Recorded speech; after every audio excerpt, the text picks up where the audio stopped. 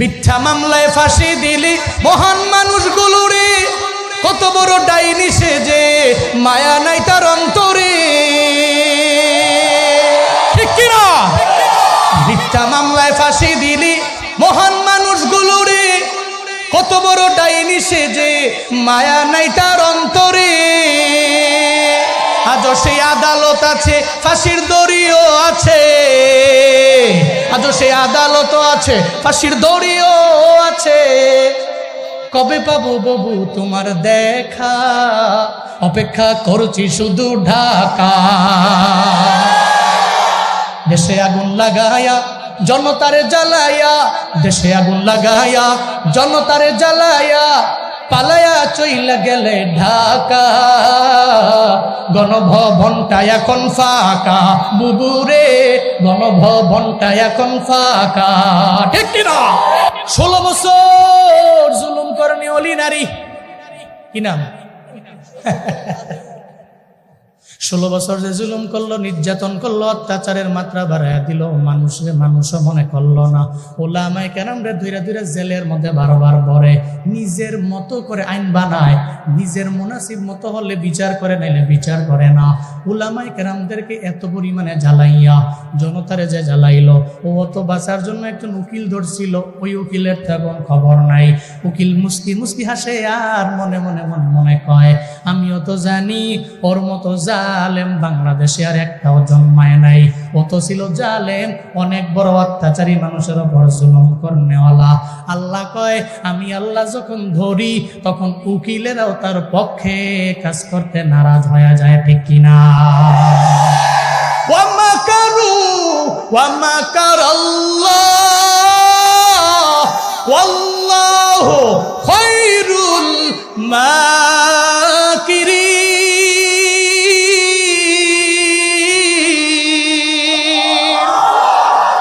আল্লাহ পাক বলেন, ও বান্দা তুই চক্রান্ত করেছ, আমি আল্লাহ পরিকল্পনা করেছি, আমি রবের এমন পরিকল্পনা, ওই রবের পরিকল্পনার সাথে বান্দা তুই পারবি না। বান্দারা চক্রান্ত করতে পারে, আল্লাহ করে পরিকল্পনা। খায়রুল মাকিরিন হলেন আমার আল্লাহ, আল্লাহ হলেন সমস্ত পরিকল্পনাকারী, চক্রান্তকারীদের চপেটাঘাত করে আমার আল্লাহ। দুনিয়ার মানুষগুলো চক্রান্ত করতে পারে, কিন্তু আল্লাহর সাথে জীবনেও কোনোদিন কেউ পেরে উঠবে না, ঠিক কিনা?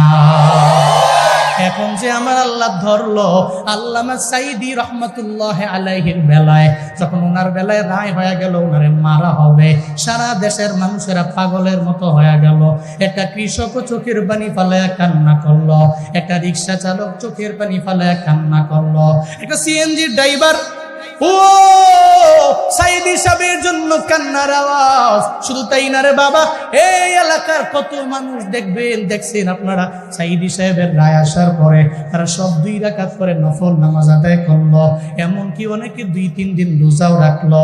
170 জন ওনার রায় শোনার পরে ময়দানের মধ্যে নাই মাওরারা মারাও গেল। শুধু তাই না রে বাবা, সাইদি সাহেবের কথা শোনার পরে মানুষগুলো পাগলের মতো হয়ে গেল।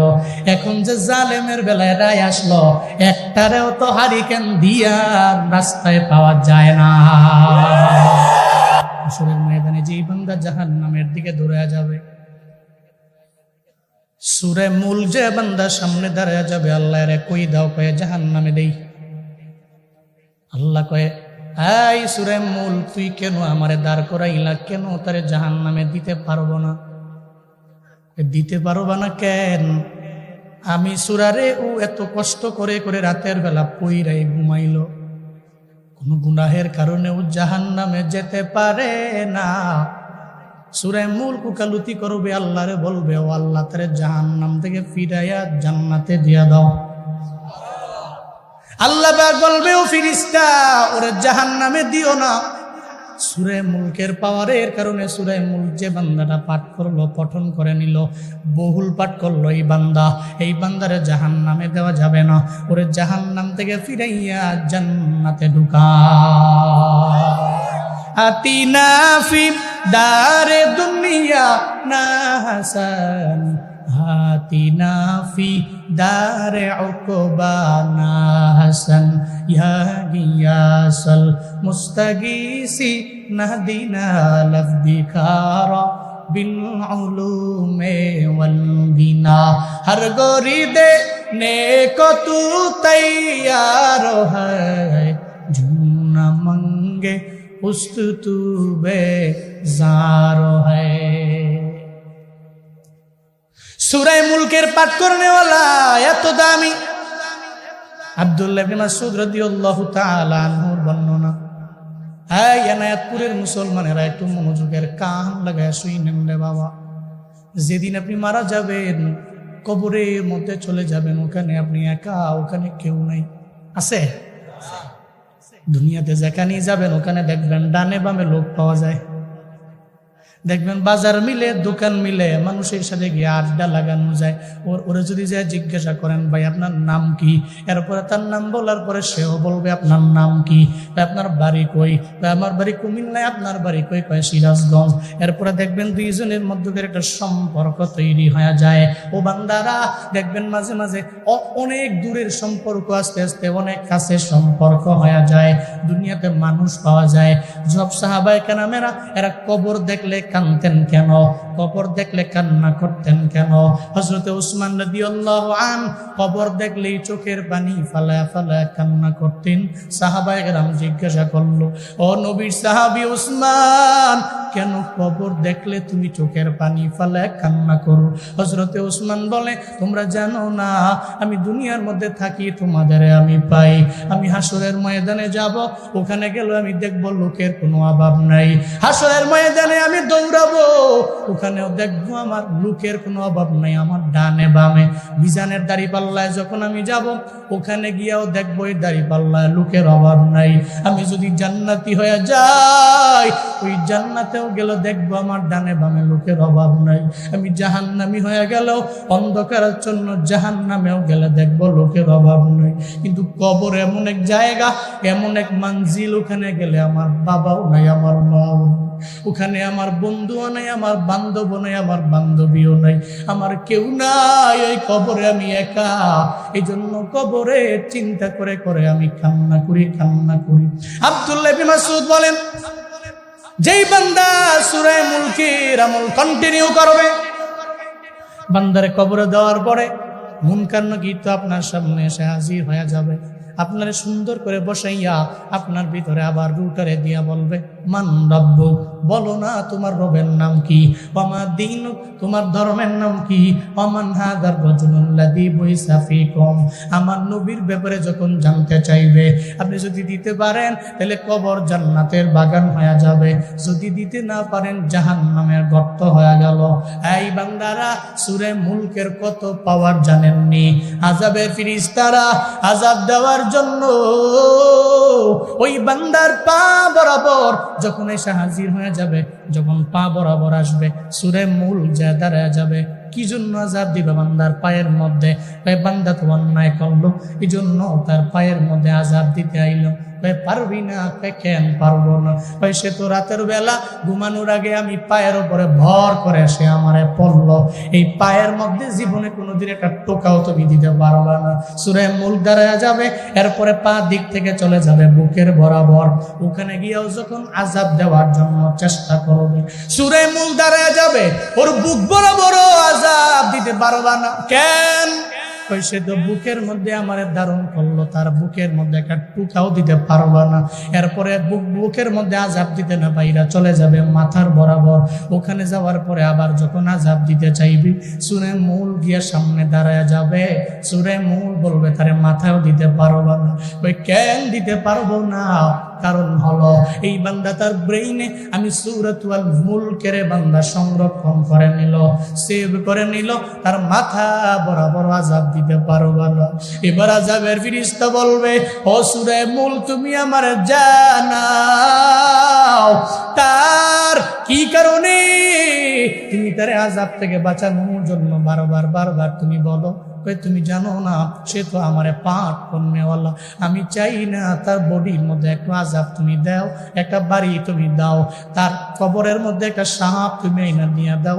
এটা সূরা মুলক হইয়া আমি জীবনেও কোনোদিন চাইতে পারি না। এবার আযাবের ফেরেশতা আল্লাহ দরবারে যায় বলবে, ও আল্লাহ, আপনার বান্দারে পা বরাবর আযাব দিতে গেলাম পারলাম না, আপনার বান্দারে বুক বরাবর আযাব দিতে গেলাম পারলাম না, আপনার বান্দারে মাথা বরাবর আযাব দিতে গেলাম, ওখানে গিয়েও পারলাম না, এখন কি করতে পারি আল্লাহ বলেন না। আল্লাহ বলবে, ও আযাবের ফেরেশতা কেন পারো না? কয় সূরা মুলকের পাওয়ারে। কয় সূরা মুলকের আমি আল্লাহ এত পাওয়ার দিয়ে দিলাম, এখন বুঝিও আমার বান্দারে জাহান্নাম থেকে ফিরাইয়া জান্নাতেও নিয়ে যায়, অসুবিধা নাই, যাও যাও, তার কবরে আর আযাব দেওয়া লাগবে না, তার কবরটারে সূরা মুলকের ওসিলায় সূরা মুলকের উকালতির পাওয়ারে ওই কবরটারে এই মুহূর্তে জান্নাতের বাগান বানায়া দাও। আরো জোরে চিল্লা সুবহানাল্লাহ। বান্দার কবরটারে জান্নাত বানায়া দাও। সূরা মুলকের এত পরিমাণে পাওয়ার, এত শক্তিশালী, এত দামি এই সূরা। আল্লাহ পাক রব্বুল আলামিন এই সূরার মধ্যে বললেন কি, জানার দরকার আছে না নাই? তাবারাকাল্লাযী বিয়াদিহিল মুলকু ওয়া হুয়া আলা কুল্লি শাইইন কাদির। চিল্লা জোরে করে পড়েন আল্লাহু আকবার।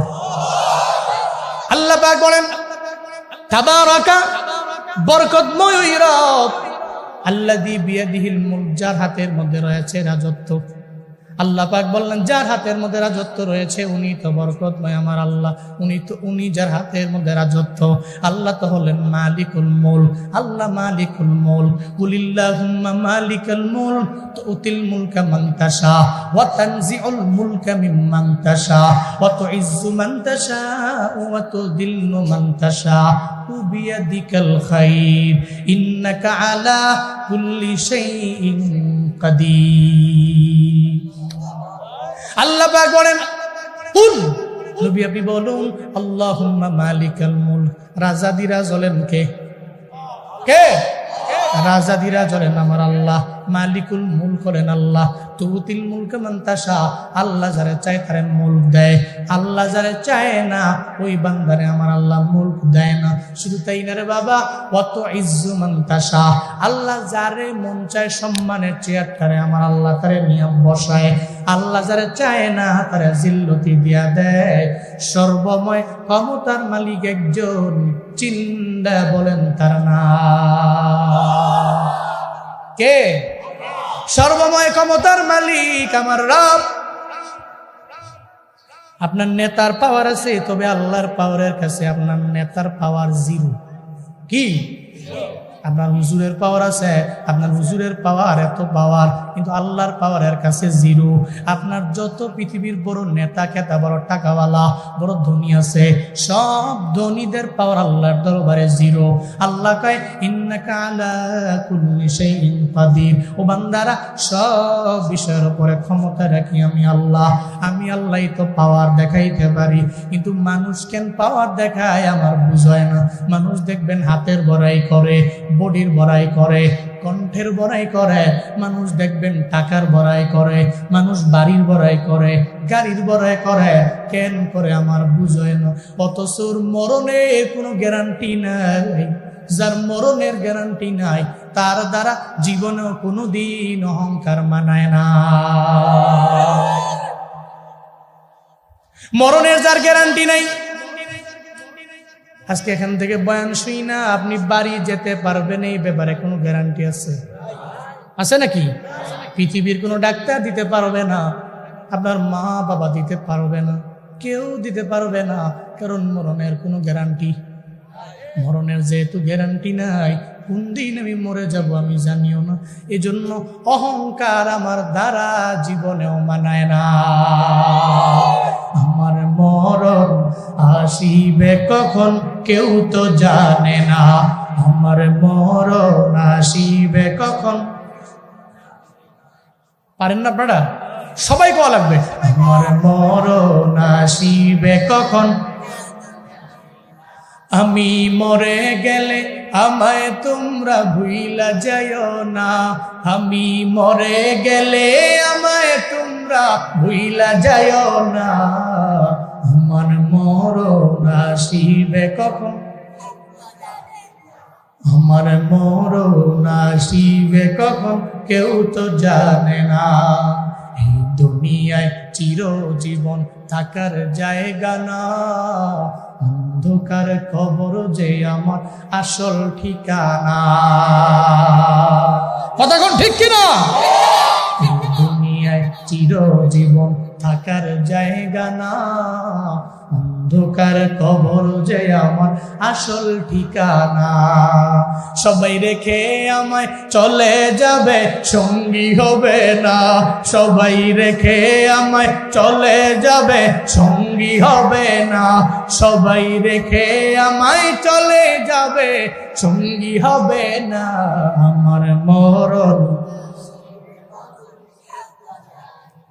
আমার মরণ আসিবে কখন কেউ তো জানে না, আমার মরণ আসিবে। আমি চলে গেলে আমায় তোমরা ভুইলা যাও না, আমি মরে গেলে আমায় তোমরা ভুইলা যাও না, আমার মরণ আসিবে কখন, আমার মরণ আসিবে কখন।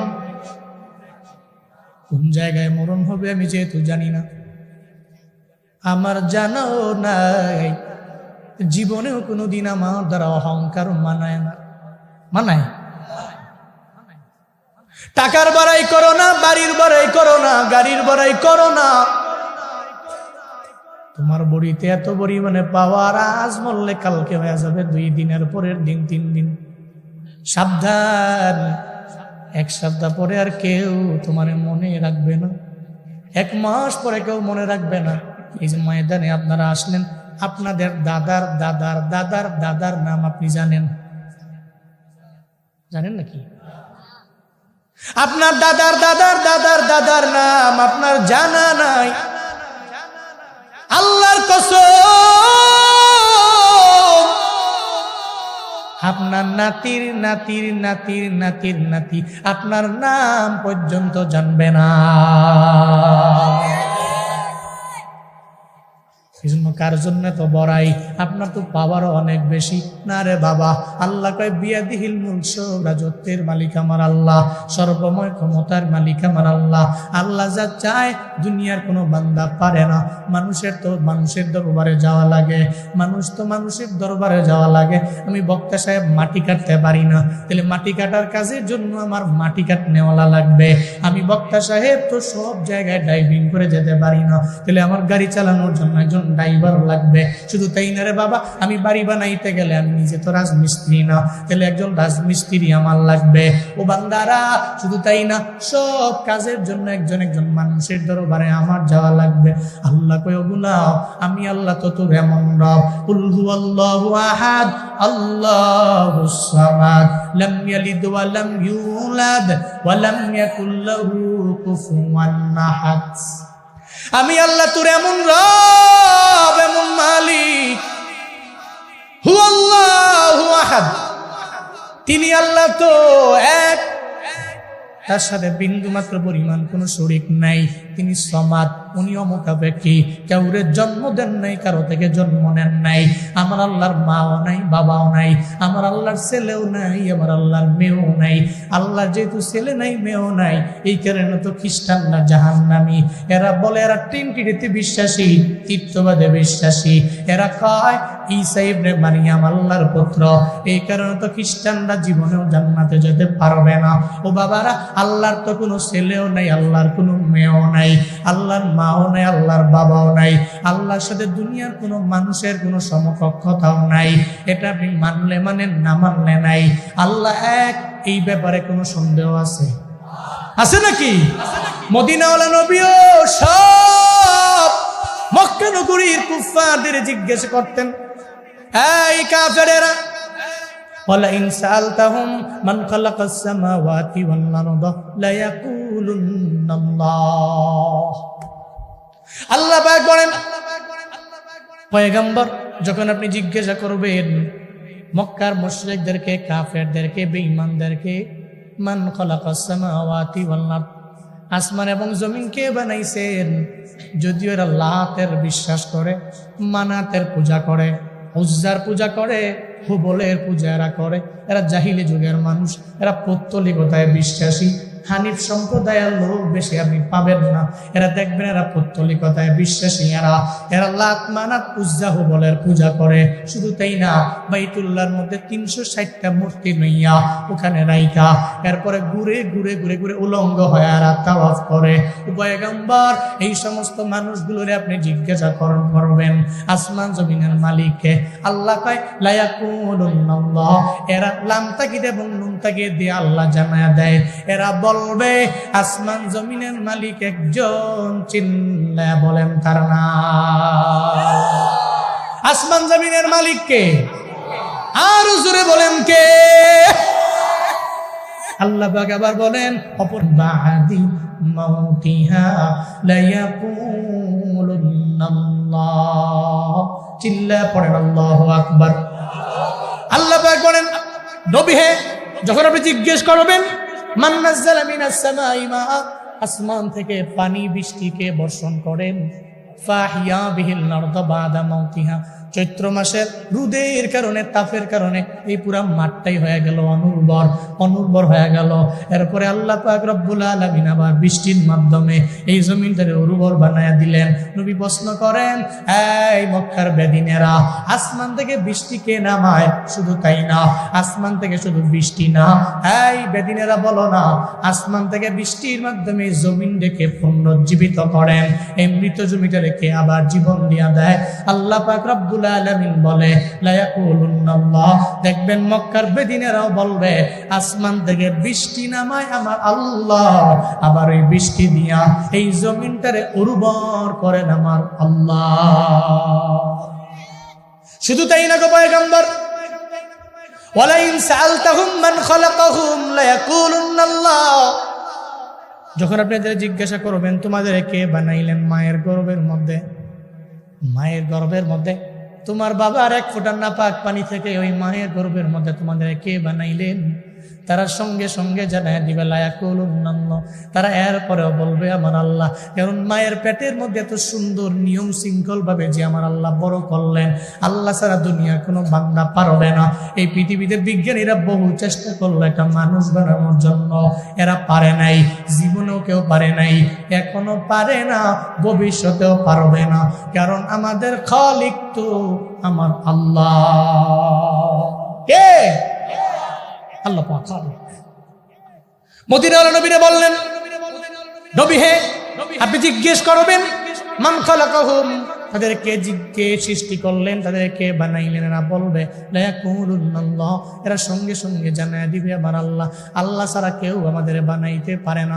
গুটি কয়েক নাস্তিক আছে, এরা বলে আল্লাহ টাল্লাহ মানি না, নবী রাসূল মানি না, কোনো ধর্ম মানি না। দেখবেন নাস্তিকেরা বলে কেউ আমাদের বানায় নাই, আমরা প্রকৃতি থেকে হয়ে গেলাম। ইমাম মালিক রাহমাতুল্লাহ আলাইহি জগৎ বিখ্যাত একজন ইমাম, ইমামের নাম সমস্ত আইম্মাদের মধ্যকার একজন ইমাম, ইমাম আবু হানিফা, ইমাম শাফিঈ, ইমাম আহমদ ইবনে হাম্বল, ইমাম মালিকের দরবারে বাশারুন রশিদ যায়, যা বলে ইমাম সাহেব বারবার বলেন আল্লাহ আছেন, আল্লাহর ছাড়া আপনি কিছুই বুঝেন না, আল্লাহর কথা আপনি বারবার বলেন, আপনি বলেন না জীবনে কোনোদিন আপনি আল্লাহরে দেখছেননি। ইমাম মালিক বলে ও বাদশাহ, জীবনেও কোনোদিন আমি আল্লাহরে দেখি নাই, তবে আল্লাহরে চিনলাম কেমনে জানোনি? আমি আল্লাহরে চিনতে যে মানুষের দিকে তাকাইলাম। কিসের দিকে? আমি মানুষের দিকে তাকাইলাম। আপনার বাবা আপনার মার মাধ্যমে দুনিয়া আসলেন, আপনার বাবার ফিঙ্গারের সাথে আপনার ফিঙ্গারের মিল আছে নাকি? আপনার বাবার ফিঙ্গারপ্রিন্টের সাথে আপনার ফিঙ্গারপ্রিন্টের মিল নাই, জীবনেও নাই, জীবনেও নাই। আপনি আপনার বাবার পাসপোর্টের মাধ্যমে বাইরে যেতে পারবেন না, আপনার মায়ের পাসপোর্টের মাধ্যমে বাইরে যেতে পারবেন না। আমার মুরব্বী বাবাই বুঝে নাই, কয় আছে, মূলত উনি বাহিরে যায় নাই, বুঝে নাই। ইয়াংরা সবাই বুঝে ফেললা, তোমার বাবার ফিঙ্গারপ্রিন্ট দিয়ে তুমি মালয়েশিয়ার ইমিগ্রেশন পাস করতে পারবা না, বাংলাদেশের ইমিগ্রেশনও তো খাওয়াই নাই। এমনি তো পুলিশেরা তো এমনিতেই কিছু আছে ঘুষখোর, আবার যখন দেখবে তোমার ফিঙ্গারপ্রিন্ট নাই, অফ লোডে বাড়ি চলে যাও, ঠিক কিনা? এমনিতে এরা ঘুষ খেয়ে মাথা নষ্ট। এমন কিছু পুলিশ আছে, ওই যে 16 বছরের ঘ্রাণটা, সেন্টারের ঘ্রাণটা এখনো শরীরে আছে। এত অমানুষ, মানে এর ভিতরে মনুষ্যত্ব বোধ নাই। ও দেখতে মানুষ কিন্তু অমানুষে ভরা, এমন এখনো আছে, এখনো আছে। আমি কালকে দেখছি একজন আলেম, উনি মসজিদ থেকে বের হয়েছে, ইমামতি করে উনি মসজিদে বের হয়েছে। তো ওদের যে ওই ধানমন্ডির 32 নম্বরের বাড়ি ভাঙতে গেছে না পোলাবান ইয়াংরা, ওই সময় যাওয়ার সময় পুলিশ তো ধাওয়া পাল্টা দেওয়া করেছে এদেরকে। একজন আলেম উনি মসজিদে ইমামতি করে মোবাইল হাতের মধ্যে নিয়ে বের হয়েছে, বাসায় যাবে, এক পুলিশ যায় হারে এমন পীড়ন শুরু করছে। উনি আলেম, উনি হুজুর মারতাছে, উনি করে আমার তো কোনো অপরাধ নাই। কি সমস্ত বিশ্রী ভাষায় গালিগালাজ করে এরা তারাই দিচ্ছে। তো হুজুরে কয়, একটু দূরে গিয়া সাংবাদিকে জিজ্ঞেস করছে, আপনারা ধাওয়া পাল্টা তো কেন দিল? আমি এখনো যাই নাই, আমি মসজিদ থেকে নামাজ পড়ে বের হয়েছি, ওরা আমারে লাঠি দিয়ে তারাই দিছে। তো সে বলতেছে, এখনো ফেসিস্ট সরকারের কিছু পা চাটা গোলাম, কিছু কুকুর এখনো বাকি আছে, এদেরও বিচারের কাঠগড়ায় দাঁড় করাতে হবে, ঠিক কিনা? এদেরকে যদি ছাঁটাই করা না যায় তাহলে এই দেশকে ডেভেলপ করা ইম্পসিবল। এর মানে বোঝা গেল আপনার বাবার ফিঙ্গারপ্রিন্টের মাধ্যমে আপনি যেতে পারবেন না বাহিরে, একেবারে ইম্পসিবল, অসম্ভব, পারবেন না। এর মানে আপনার বাবার ফিঙ্গারপ্রিন্টের সাথে আপনার ফিঙ্গারপ্রিন্টের মিল নাই। আপনার বাবার যে আই সাইন, ওই আই সাইনের সাথে আপনার কোনো মিল নাই। আপনি চোখ দিয়ে যে বাড়ি মারেন, ওটা আপনার বাবার সাথেও মিল নাই। এর মানে কি বোঝা গেল? দুনিয়ার মানুষগুলো যদি প্রকৃতি থেকে অটোমেটিক হয়ে যেত, তাহলে সব তো এক, কোনো আলাদা নাই। ইমাম মালিক বলেন, ও বাদশাহ, আমি সব মানুষের দিকে তাকাইলাম, এরপরে তাকাইয়া আমি আল্লাহরে চিনলাম। শুধু তাই না, এরপরে আমি তাকাইলাম গাছের দিকে। আমি গাছের দিকে তাকায় দেখি ওই গাছের একটা গাছের সাথে আর একটা গাছের কোনো মিল নাই, একটা গাছের পাতার সাথে আর একটা গাছের পাতার কোনো মিল নাই। আমি তাকায় তাকায় দেখেছি ওই গাছের পাতার মিল আমি খুঁজে পাই নাই। আয় বাদশাহ, এর মানে আমি বুঝতে পারলাম নাস্তিকেরা যে বলে তারা আল্লাহর উপরে আস্থা রাখে না, বিশ্বাস করে না, এরা বলে সব প্রকৃতি থেকে হয়ে গেল, ন্যাচারালি হয়ে গেল। আমি এটা বুঝতে পেরেছি, এই জগৎ এমনি এমনি হয় নাই, এই মানুষরে কেউ বানায় নাই, দুনিয়ার কেউ বানায় নাই, এরা প্রকৃতি কেউ হয় নাই, এদেরকে একজন বানাইছে, চিল্লায়া বলেন তার নাম। আচ্ছা মানুষ বলো দেখি, রাত্র কেন কালো, সূর্য বলো কোথা হতে পাইল এত আলো, ফুলগুলো নানান রকম কেমন করে হয়, পাতাগুলো সবুজ বটে ফুলের মতন নয়, দুধ কেন এত সাদা, মরিচ কেন ঝাল, আমগুলো পাকলে বলো কেমনে হয় তালাল, ঠিক কিনা? আবার পশু পাখি কয় না কথা, মানুষ কেন কয়, বলো বলো ও হে মানব সবে কেমন করে হয়, ভাবি সবই এসব মহান প্রভুর দান, নত শিরি সিজদা করো ও হে মুসলমান, ঠিক কিনা?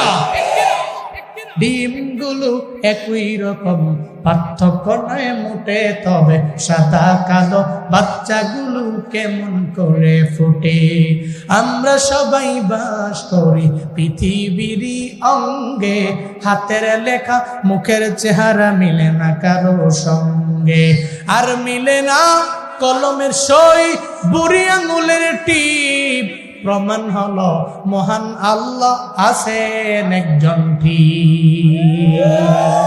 हकीकत से तो दुनिया बेखबर है, दुनिया की नुमाइश पर नजर है। এর মানে বুঝা গেল আল্লাহ কয়জন? কয়জন? এক আল্লাহ। আমার আল্লাহ তো আছে সব কিছুর মালিক হলেন আমার আল্লাহ। বিয়াদিহিল মুলক, আল্লাহ কয় সব রাজত্ব আল্লাহর হাতে।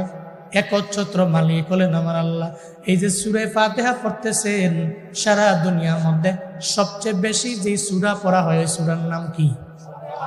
কোন সূরা? সূরাতুল ফাতিহা। এটা সারা দুনিয়ার মধ্যে বহুল পঠিত সূরা।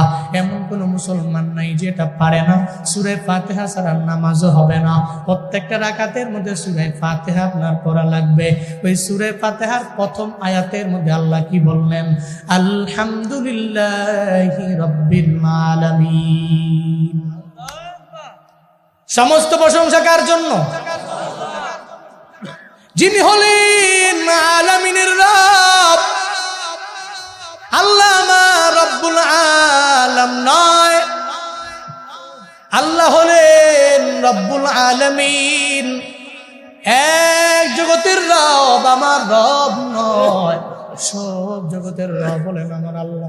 সব জগতের রব বলেন আল্লাহ। আল্লাহ সূরা মুলকের প্রথম আয়াতে জানিয়ে দিলেন, বান্দারে সব ক্ষমতা আমি আল্লাহর হাতের মধ্যে আছে। 2 নম্বর আয়াতের মধ্যে আল্লাহ জানিয়ে দিলেন, আল্লাযী খালাকাল মাউতা ওয়াল হায়াতা লিয়াবলুয়াকুম আইয়ুকুম আহসানু আমালা ওয়া হুয়াল আজিজুল গফুর। চিল্লায় পড়েন আল্লাহু আকবার। আল্লাহ পাক বলেন, আল্লাহ তো উনি যিনি বানাইলেন, মরণ বানাইলেন, এরপরে আবার আমার আল্লাহ পাক রব্বুল আলামিন আমারে তোমার জীবন দিয়া দিলেন। আল্লাহ আগে বললেন মরণের কথা, এরপরে আমার আল্লাহ বললেন জীবনের কথা। কারণ আমরা ছিলাম বাবা মায়ের পেটের মধ্যে, আমরা মৃত ছিলাম। আল্লাহ পাক 4 মাস গড়ানোর পরে আমার ভিতরে রূহ দিয়া দিলেন। এরপরে আমি জীবন পায়া গেলাম। আমি ছিলাম মৃত, এরপরে আল্লাহ পাক আমার জীবন দিয়া দিলেন। এরপরে আবার আমার মরণ হয়ে যাবে, আল্লাহ দরবারে আমার চলে যাওয়া লাগবে। কাইফা তাকফুরুনা বিল্লাহ ওয়া কুনতুম আমওয়াতান ফাহিয়াকুম সুম্মা ইউমিতুকুম সুম্মা ইউহয়িকুম সুম্মা ইলাইহি তুরজাউন। চিল্লায় বলেন কথা কার? আরো জোরে বলেন কার? আল্লাহ পাক বলেন, ও মানুষ কাইফা তাকফুরুনা বিল্লাহ, আল্লাহরে কেমনে অস্বীকার করো? অথচ অকুনতুম আমওয়াতা, বান্দা তোমরা ছিলাম মৃত। ফাহিয়াকুম, আমি আল্লাহ তোমার জীবন দিলাম। সুম্মা ইউমিতুকুম, এর উপরে আবার মরণ করা লাগবে। সুম্মা ইউহয়িকুম, এরপরে আমি আল্লাহ যখন ইসরাফিলে বলবো ফুৎকার দিয়ে দাও, ফুৎকারের সঙ্গে সঙ্গে আবার আমি আল্লাহ তোমারে উঠাবো, আবার তোমার ভিতরে আমি আল্লাহ জীবন দিয়া দিব। বান্দারে আমি আল্লাহর দরবারে তোর আশাই লাগবে, আশাই লাগবে। এমন না যে আমি আল্লাহর দরবারে তোর আশা লাগবে না, আমি রবের দরবারে তোর আশাই লাগবে। আল্লাহ কয় এরপরেও তুই কেন আমি আল্লাহর কুদরতি পায়ে সাজদা দাও না? এরপরে কেন তুই নামাজে যাও না? এরপরে তুমি কেন রোজা রাখো না? এরপরে কেন তুমি কবিরা গুনাহ করো? এরপরে তুমি কেন সগীরা গুনাহ করো? এরপরে তুমি কেন অন্যায় করো? এরপরে কেন তুমি তোমার মা বাবার সাথে অন্যায় আচরণ করো, খারাপ ব্যবহার করো? এরপরেও কেন তুমি জুয়ানকালে ইবাদত করো না? এরপরেও কেন তুমি নামাজে যাও না? এরপরেও কেন তুমি ফজরের নামাজের সময় 3টা পর্যন্ত মোবাইল চালাইয়া ফজরের নামাজের 1 ঘন্টা আগে তুমি কেন ঘুমায়া যাও? ফজরের নামাজ কেন পড়ো না?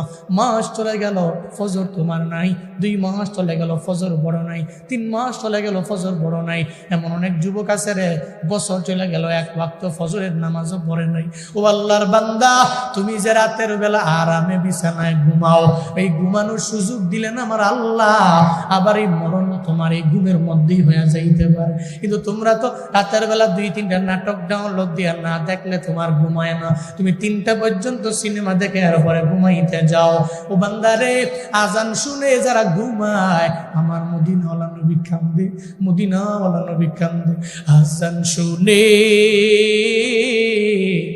আসো যারা বিছানায়, তাদের জন্যে কান্দেন নবী মদিনায়, তাদের জন্যে কান্দেন নবী মদিনায়।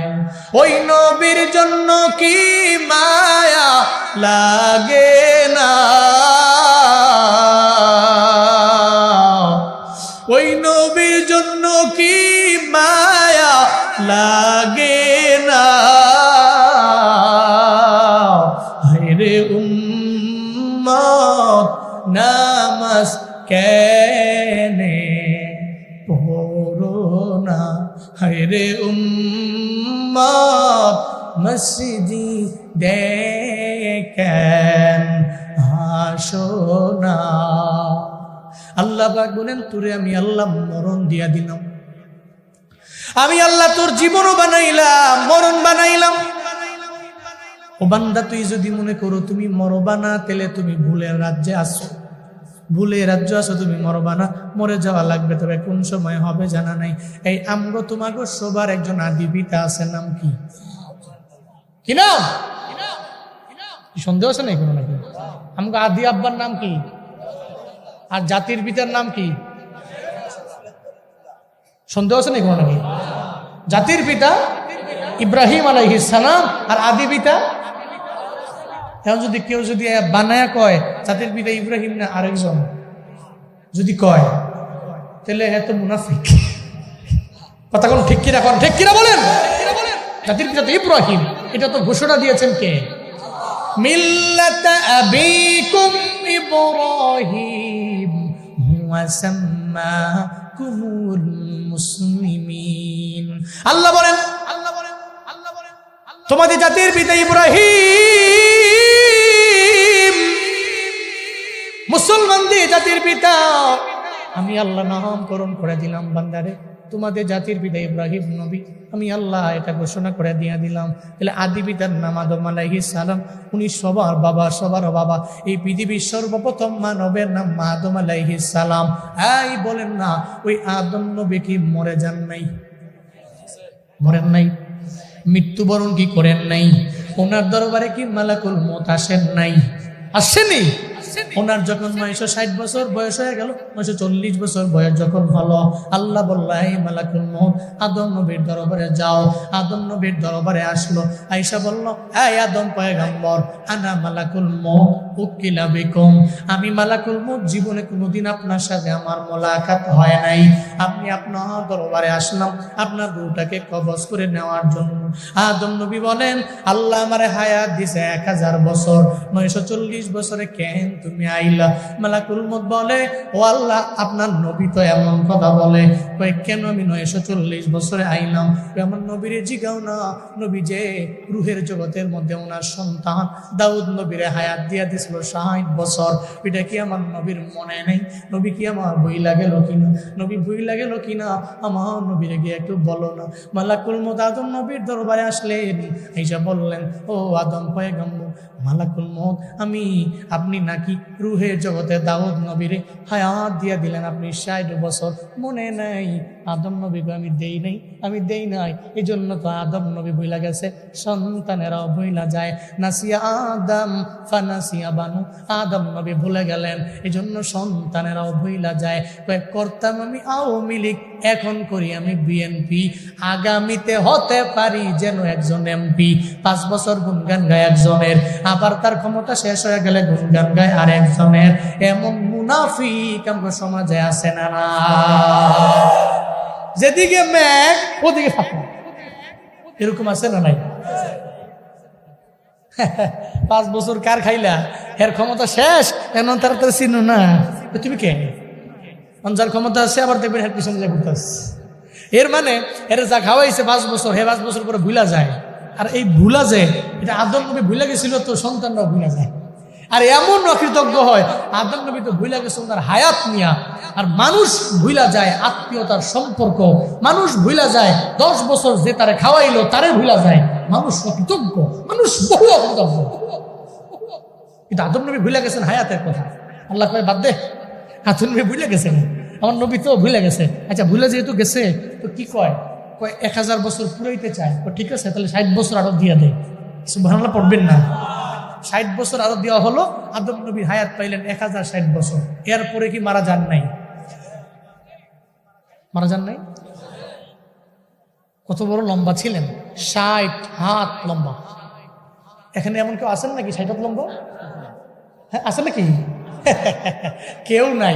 60 হাত লম্বা ছিল আমার আব্বা, আদি পিতা আদম আলাইহিস সালাম। ওনার পা এখনো শ্রীলঙ্কাতে ওই পাহাড়ের চূড়ায় আছে, যদিও মতবিরোধ আছে এটা নিয়ে, কিন্তু ঐতিহাসিক এই অত্র অঞ্চলটাকে ঘুরে ঘুরে ঘুরে ঘুরে তারিখের কিতাব লিখেছেন ঐতিহাসিক ইবনে বতুতা। কি নাম? Ibn Battuta, Abu Abdullah Mohammad Ibn Battuta ওনার পূর্ণ নাম। ইবনে বতুতা ওনার ঐতিহাসিক যে কিতাবগুলো আছে, তারিখগুলো আছে, ওগুলো দেখেন। উনি বলছেন শ্রীলঙ্কাতে আমি ঘুরেছি, মালদ্বীপে ঘুরেছি, কন্টকে ঘুরেছি, চট্টগ্রাম বন্দরে নেমেছি। চট্টগ্রাম বন্দর থেকে উনি চলে গিয়েছেন সরাসরি সিলেটে। হযরত শাহজালাল ইয়ামানি রাহমাতুল্লাহ আলাইহির সাথে আমার মুলাকাত হয়েছে। বর্তমানে সিলেটের হবিগঞ্জ যে জেলা, আগে নাম ছিল হবকং। কি নাম? এরপরে আমি এসেছি হবকং, এরপরে আমি এসেছি সোনারগাঁ। কিন্তু উনি এই জগৎটাকে, আমার এই দেশটাতে যে ওয়েদার ছিল এটা ওনার অনুকূলে ছিল না। উনি ছিলেন মরক্কিয়ান, মরক্কো ছিল ওনার বাড়ি, কিন্তু ওনার ভিতরে লালন করতেন সারা বিশ্বকে আমি একদিন দেখবো। এই জন্য 21 বছর বয়সে উনি চলে গেছেন সৌদি আরবে হজ করার জন্য। ওখান থেকে হজ করা শেষে এরপরে উনি বেরিয়ে পড়েন এই আমাদের এই উপমহাদেশ দেখার জন্য। উনি আসছেন, উনি বলেন বাংলাদেশে আমি বাংলা অঞ্চলে আমি বেশিক্ষণ থাকতে পারি নাই, বেশি দিন থাকতে পারি নাই, আমার চলে যেতে হয়েছে। উনি এটাকে বলেছেন দুজুখে পুর নিয়ামত। কি বলেছেন? দুজুখে পুর নিয়ামত। এই দেশকে তিনি আখ্যা দিয়েছেন। এটা ওনার ওয়েদারের বাহিরে ছিল। তো উনি বলেন আমি শ্রীলঙ্কায় গিয়েছি, মালদ্বীপ গিয়েছি, আমি নিজের চোখে দেখেছি আদম নবী 60 হাত লম্বা ছিলেন। 60 হাত লম্বা একজন ব্যক্তি, তার পাটা কেমন হওয়া লাগবে, কতটুকু হওয়া লাগবে, কতটুকু হবে স্বাভাবিকভাবে, এটা আমি নিজের চোখে দেখেছি। আমার কাছে মনে হয়েছে শ্রীলঙ্কার ওই পাহাড়ের পায়ের ছাপটা হযরত আদম আলাইহিস সালামের ছাপ। গন্ধম ফল খাওয়ার কারণে জান্নাত থেকে আদম নবীকে যে আল্লাহ দুনিয়াতে পাঠিয়েছেন, সর্বপ্রথম শ্রীলঙ্কাতে ওই পাহাড়ের চূড়ায় পাঠিয়েছেন। পড়েন সুবহানাল্লাহ। আল্লাহর কাছে বহু শুকরিয়া যে আমি ওই জায়গায় গিয়েছি, আমি দেখতে পেরেছি শ্রীলঙ্কার ওই পাহাড়ের চূড়ার যে আদম নবীর পায়ের ছাপ, এটা আমি নিজের চোখে দেখছি। আমি আর আমার বন্ধু রায়হান উঠছিলাম পাহাড়ে, 16,000 সিঁড়ি বেয়ে উঠছি, আবার 16,000 সিঁড়ি বেয়ে নামছি। কত হাজার? 16টা। তাহলে 16,000 সিঁড়ি মনে 5 তলা? হ্যাঁ 10 তলা? বেশি নেই। 16,000 সিঁড়ি উঠা, 16,000 সিঁড়ি নামা। আপনি একটু কল্পনা করতে পারেন? আর পাগলের মতো হয়ে গেছি আমরা। 5 ঘন্টা লাগে উঠছি কেন? সিঁড়ি বে বে বে বে, মনে হয়েছে ওই যে চূড়া, উঠো। উঠতে উঠতে মোটামুটি 10 মিনিট টানা উঠা। আরে কতটুকু হইলাম, ওই যে চূড়া, উঠো। এরকম করতে করতে টানা 5 ঘন্টা লাগে চূড়ায় গেছে। উনি গিয়ে আদম নবীর যে পায়ের ছাপ, ওই ছাপ দেখছি। সুবহানাল্লাহ পড়বেন না? এটা দেখে নাইমা 4 ঘন্টায় নামছি, নাইমা দিয়ে যে শরীর চলে না, পারে না রে বন্ধুরের মতো। হ্যাঁ এরপরে আমি আমার বন্ধুর কই দেহ তো উঠছিলাম, কই বাপরে বাপ এমন চূড়াই গেছি। এরপরও সার্থক আমি, সফল আমি। যদি রিয়েল ইবনে বতুতার কথা হয়ে থাকে তাহলে আদম নবীর পা মুবারকের ছাপ আমি দেখতে পেরেছি। আমার কষ্ট হয়েছে, টানা 3 দিন পর্যন্ত পায়ে ব্যথা ছিল, আমার কষ্ট হয়েছে, কিন্তু এরপরও আমি সার্থক এবং আমি সফল, আলহামদুলিল্লাহ। তাহলে এই যে কথা বলার উদ্দেশ্যগুলো কি? আদম নবী লম্বা ছিলেন, টলেস্ট ম্যান ছিলেন। ওনার পায়ের ছাপ এত বড় পা, এত বড় হাত, এত বড় বডি, কিন্তু উনিও তো ইন্তেকাল করলেন, ঠিক কিনা? তাহলে বাবা যদি মরে যায়, সন্তান মরে না? কিন্তু আমরা কাজে কর্মে তো মনে হয় আমরা মরবো না। আমাদের কাজে কর্মে মনে হয়, মাঝে মাঝে মনে হয় যে আমরা মরতাম না। যেমনি গালিগালাজ করি মানুষেরাই, যেমনি বেনামাজি হই, রোজা রাখি না, একেবারে অন্যায় লাইনে আগাই, যেমনি চলি আমরা চলা দেখলে মনে হয় আমরা মরবো না। কিন্তু মরে যাওয়া লাগবে রে বাবা। দুনিয়ার মধ্যে কেউ থাকতে পারে না। আপনার বাবায় নাই, কই গেল আপনার মা, কই গেল আপনার দাদায়, কই গেল আপনার দাদিয়ে, কই গেল আপনার নানায়, কই গেল আপনার নানি, সব বিদায় নিয়ে চলে গেল। থাকতে পারবেন না দুনিয়ায়, বিদায় নিয়ে চলে যাওয়া লাগবে। আল্লাহ কয় খালাকাল মাউতা ওয়াল হায়াত, আমি আল্লাহ মরণ বানাইলাম, জীবন বানাইলাম বান্দারে। আমার মায়ার নবীও তো ইন্তেকাল করে চলে গেলেন রে বাবা। নবীর ইন্তেকালের আগে আমার মায়ার নবী বললেন, ও আয়েশা আমার মেসওয়াকটা আমার হাতের মধ্যে দাও। নবীজির হাতের মধ্যে যখন মেসওয়াক দেওয়া হলো, নবীজি মেসওয়াক করলেন। এরপরে আমার মায়ার নবী শুয়ে পড়লেন, আর উঠতে পারেন নাই। আমার নবী বলে, ও আয়েশা আমার আবু বকর একটু খবর দাও। আমার আবু বকর আমার দুঃখের দিনের সাথী, মক্কা থেকে আমি মদিনায় আসলাম, আমার আবু বকর আমার সঙ্গী হয়ে গিয়েছিল। ও আয়েশা আমার আবু বকরে আমার দরবারে আইনা দাও। যখন আবু বকর আমার মায়ার নবীর সামনে আসলেন, আমার নবী কপাল মুবারকের মধ্যে একটা চুমু লাগাইয়া দিলেন। এরপরে বলতে লাগলেন, গো পয়গম্বর আপনার কপালটা তো ঘাম ঘাম দিয়া ভরে গেল, কেন গো নবী আপনি আমরা ডাকলেন কেন, আমায় বলেন না। মায়ার নবী ডেকে বলে, আবু বকর আমি নবী মনে হয় দুনিয়ায় বাঁচব না, আমার বিদায় দেওয়া লাগবে, ইন্তেকাল করে ফেলবো আমি। আমার পুরো কপালটা গরমাক্ত হয়ে গেল। মালাকুল মউত আমার দরবারে আইসা আমার ইন্তেকাল করে আমার ফুটারে নিয়ে যাবে, আল্লাহর মোলাকাতে আমি চলে যাব। আবু বকরের চোখের কোনায় পানি, চোখের কোনায় পানি। আর আবু বকর বলে, পয়গম্বর আপনার সারা কেমনে থাকবো বলেন না, আমি তো আপনার সব সময় সাথী ছিলাম গো নবী। আপনি যখন কালেমার দাওয়াত নিয়ে সর্বপ্রথম আমার দরবারে আসলেন, আমি সঙ্গে সঙ্গে কালেমা পড়ে মুসলমান হয়ে গেল। আপনি মেয়েরাজ শেষ করে যখন আমার সামনে আইলেন, আসার পরে যখন আপনি বললেন মেয়েরাজের বর্ণনা দিলেন, আল্লাহর সাথে রাতের বেলা আপনার মোলাকাত হয়েছে, আপনি মেয়েরাজ থেকে নামাজ নিয়ে আসলেন, আমার দরবারে বললেন, সঙ্গে সঙ্গে আমি বললাম, সঙ্গে সঙ্গে আমি জানাই দিলাম, সাদাক্তা ওয়া বারারতা, আপনি যা বলেছেন সব সত্য বলেছেন, আপনার কথা জীবনেও কোনোদিন মিথ্যা হতে পারে না। পয়গম্বর আপনিও কি বিদায় নিয়ে চলে যাবেন? আমি কার দিকে তাকাইয়া থাকবো? আমি কার দিকে তাকাই আমার পুরো জিন্দেগিটা আমি কাটায়া দিব?